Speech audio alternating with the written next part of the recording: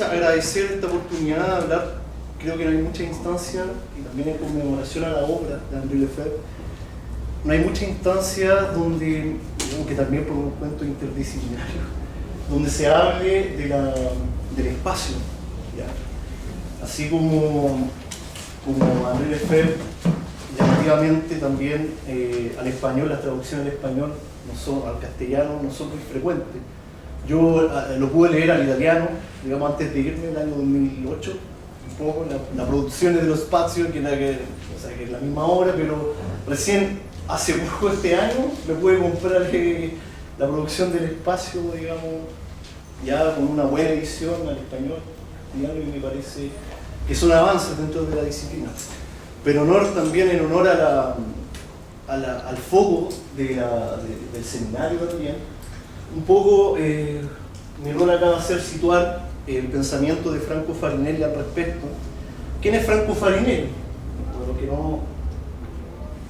Para los que no es él, digamos, él es geógrafo, y para los que no tienen mucho conocimiento, porque también no está traducido al castellano, Franco Farinelli fue aquel que digamos, enseñó y fue precursor de toda la escuela del urbanismo postmoderno. O sea, no sé, cuando hablamos de Soja o cuando hablamos de todos los intérpretes también más contemporáneos de Henri Lefebvre, estamos hablando un poco también de la escuela de Farinelli, que también fue un fiel lector en su momento, en el año 70, de Henri Lefebvre.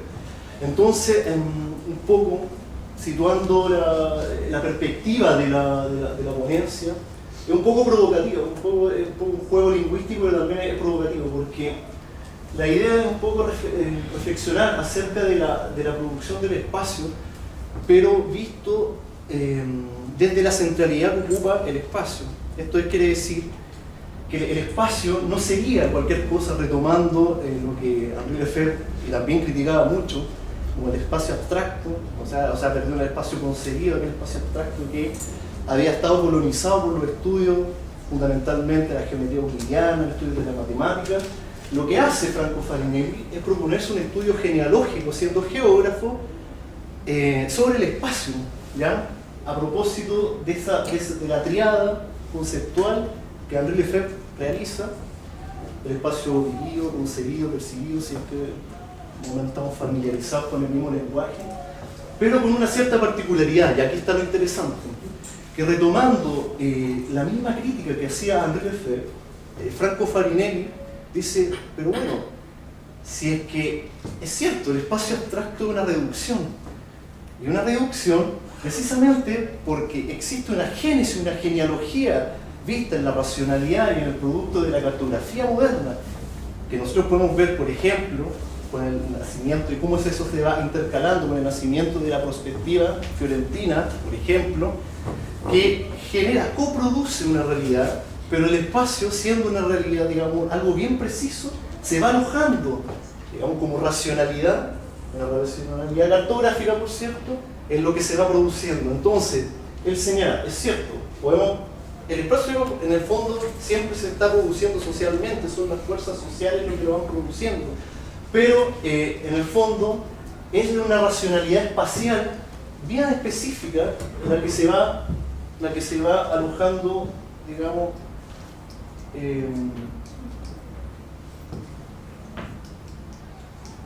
la que se va alojando en la...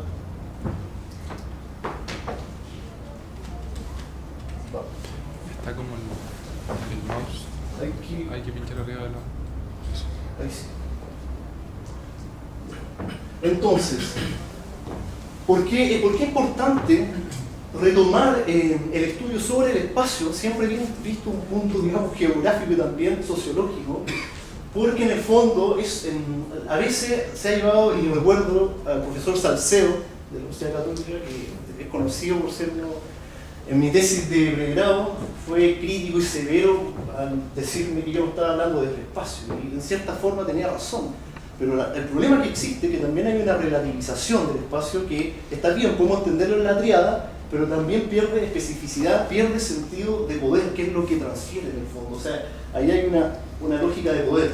Si no, estaríamos hablando de otros modelos, por ejemplo el laberinto, que obedece a una ciudad típica ciudad medieval, algunas mesoamericanas, y el laberinto es la oposición del espacio, el laberinto es la perdición, digamos, las ciudades de ahí empieza a unificarse, que era el espíritu de Henri Lefebvre, la unificación del espacio concebido, vivido y también percibido, digamos, que es la unificación, la unidad del espacio, obviamente se ve en la transferencia de la racionalidad cartográfica, y el laberinto es la oposición, el laberinto es al lugar como el espacio es a la ciudad moderna. Si nosotros vamos a la génesis, cómo París llegó a ser París, digamos, racionalmente, fue gracias al levantamiento cartográfico de Cassini. Para los que están acá, que son estudiantes de geografía, vayan a las fuentes, vean cómo fue necesario que se coproduciera esa realidad para tener una ciudad como la de París. Al igual que Madrid. Madrid era irrelevante desde el punto de vista político previo a la conformación del Estado nacional moderno y pasa a ser capital, no es un tema no menor. ¿Ya? Entonces, eso nos permite, la relevancia de esto, voy a tratar de ir un poco más rápido entendiendo el tema del tiempo. La relevancia de esto es que eso nos permite distinguir en lo que estamos ahora. ¿Ya? O sea, por una parte el espacio está ligado obviamente a un proceso que es la modernidad, los lugares quizás premodernos y también culturas mesoamericanas, y ahora estamos en un cambio epistemológico que cuando hablamos de globalización también los estudian están un poco al margen de qué se quiere decir epistemológicamente cuando se habla de globalización como globalidad. O sea, cambia el espacio, o sea, cambia el concepto de espacio, estamos viviendo un vencimiento total de la unidad de espacio-tiempo, o en realidad, en otras palabras, el plano no gobierna más, entonces no comanda più, diría Farinelli.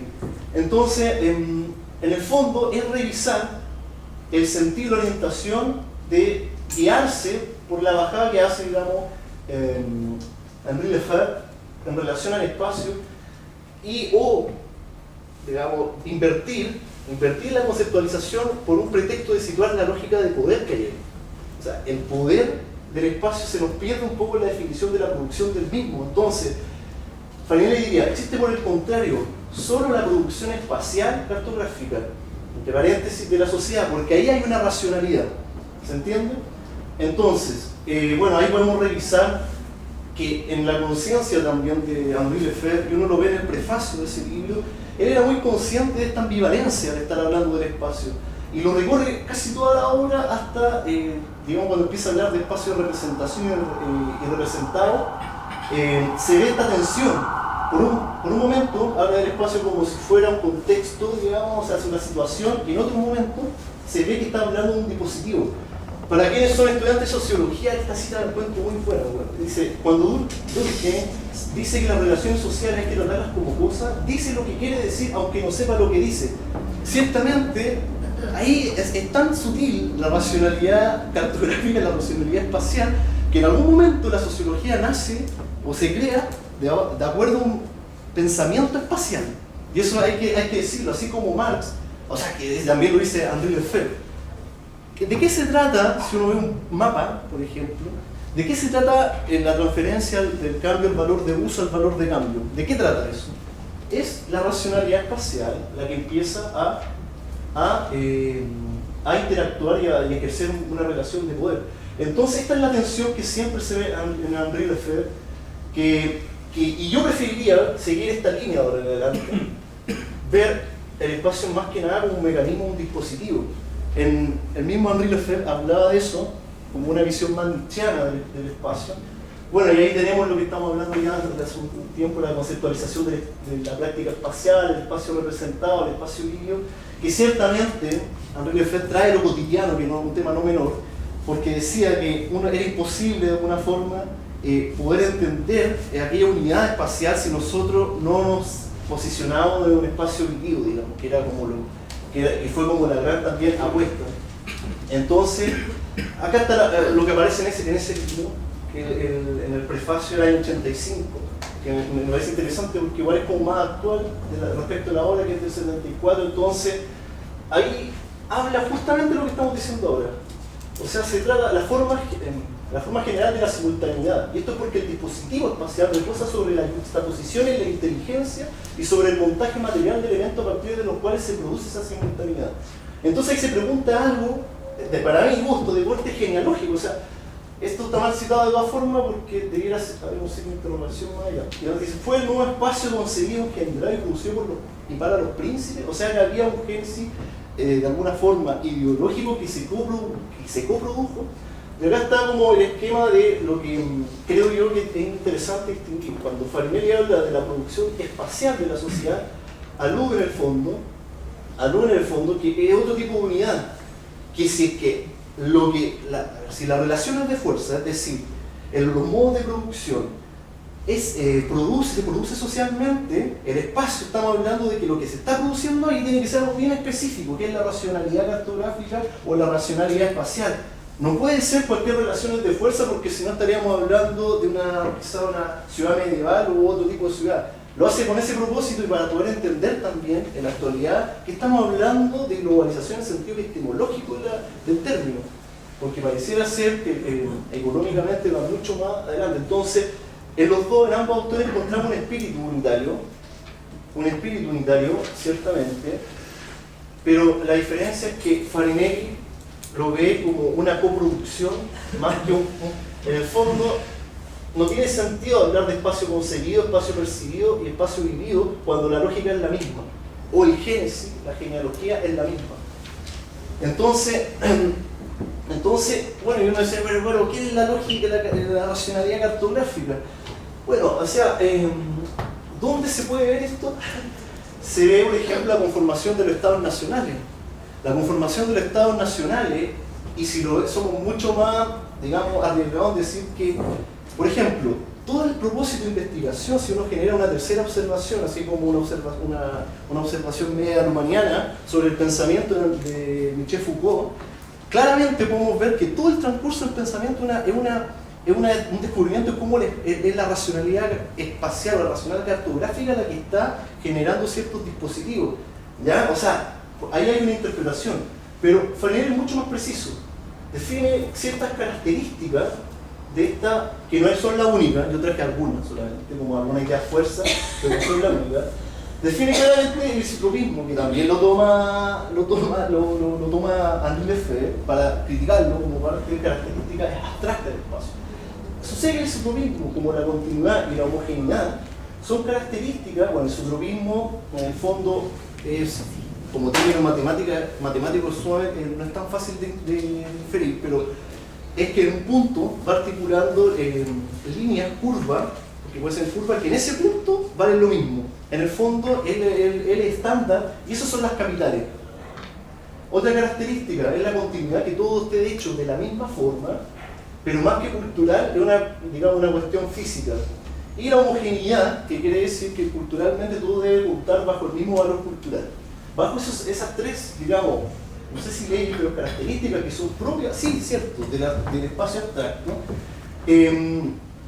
Bueno, el Franco Farinelli va construyendo de algún modo su trabajo genealógico, pero también va distinguiendo, diciendo, en realidad, chicos, esta forma, que también es una forma política, no existía en el medioevo, no existía también en cultura mesoamericana. Basta de ver cómo era la ciudad. Entonces es este modelo el que empieza a superar a la propia realidad y la empieza a coproducir. Entonces nosotros podemos decir, ¿dónde están las características de la continuidad? Obviamente si nosotros vemos los motivos o las lógicas que impulsaban las guerras mundiales o la conformación de los mismos estados nacionales modernos, por ejemplo la homogeneidad, una característica donde los kurdos, los tibetanos, los mapuches, los gitanos no pueden existir. Fíjense en ese detalle, no pueden existir. Bajo la racionalidad cartográfica, bajo los estados nacionales modernos, todo esto son problemáticos. Y el isotropismo en la articulación del poder desde el levantamiento de las capitales, lógicamente, que tienen que ver con un proceso de levantamiento cartográfico. Si ustedes, como yo, que no soy un geógrafo, digamos, de formación profunda, pero los que hayan estudiado la geografía saben de qué estoy hablando. Entonces, en el fondo, siendo más provocadores, uno ha vivido, digamos, creyendo, hubiera esto una idea heideggeriana, ha vivido creyendo que en el fondo, cuando uno era chico y hacía mapas, o cuando uno es chico y vivía interactuando con el territorio, entre comillas, generaba un espacio de representación o una representación de ese llamado espacio, Pero en el fondo tenemos que esforzarnos por entender el proceso y la modernidad, que en su génesis hay una racionalidad cartográfica, como el espacio, en el fondo, el mapa, el que produce el territorio, no nosotros el territorio. ¿Ya? Es una racionalidad. Heidegger diría que es la modernidad, y no estoy hablando de un filósofo cualquiera, creo, hablando de uno mayor, decía que la modernidad justamente en la época de la imagen del mundo, no del mundo. Porque el mundo, o sea, esa complejidad quedó reducida, o sea, ni siquiera reducida, no fue tocada, porque fue llevada y organizada por la racionalidad en el fondo de un mapa, digamos, no sé si lo podemos hacer, son mucho más radicales.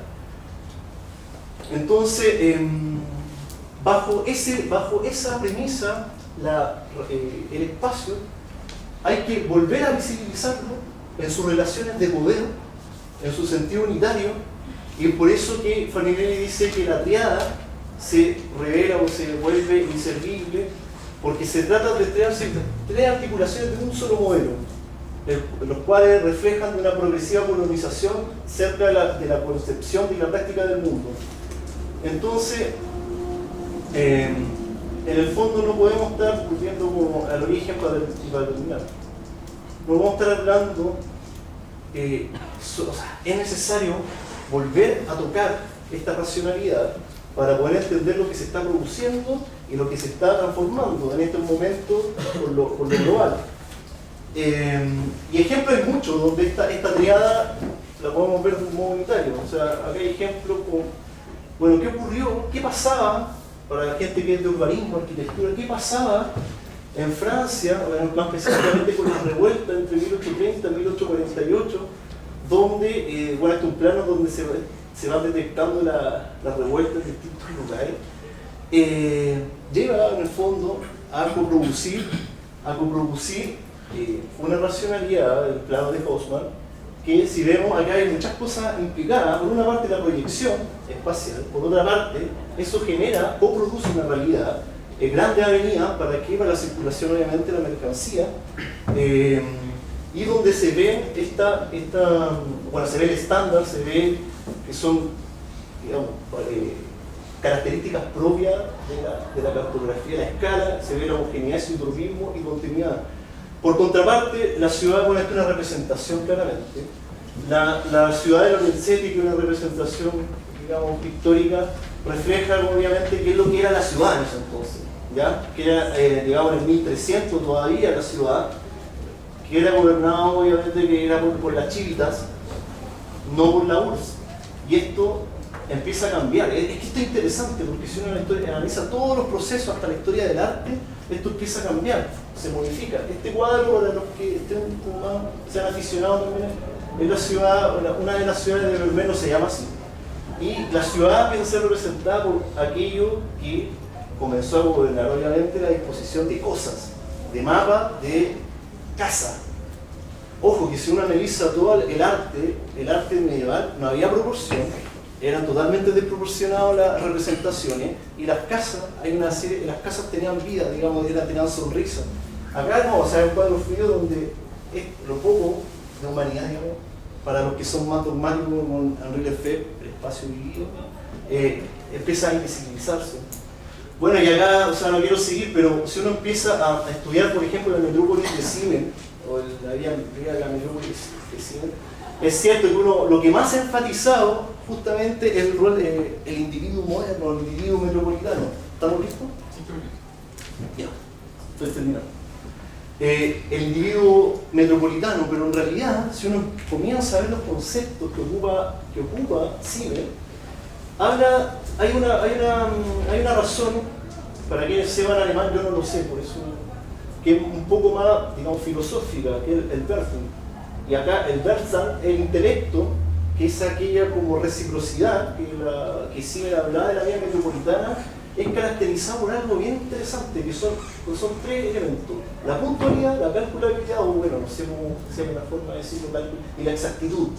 O sea que en el fondo nosotros empezamos a vivir la ciudad moderna en primera instancia y la metrópoli como un mapa. O sea, como un mapa. O sea, eso en el fondo. Y Y ciertamente que acá quería colocar bueno, porque también hay la genealogía, bueno, uno puede abordarlo de distintas formas. Cuando se casa el Minotauro, el mito, la entrada que hace, ya no recuerdo quién era este personaje, hacia el centro del laberinto, nadie sabía lo que había en el laberinto, pero va con la casa y con la diana, que venía con la luz de afuera, el iluminismo, la razón, el cogito, la razón cartesiana, y es un mito fundador de esta ruptura, digamos, que empieza a coproducir la realidad.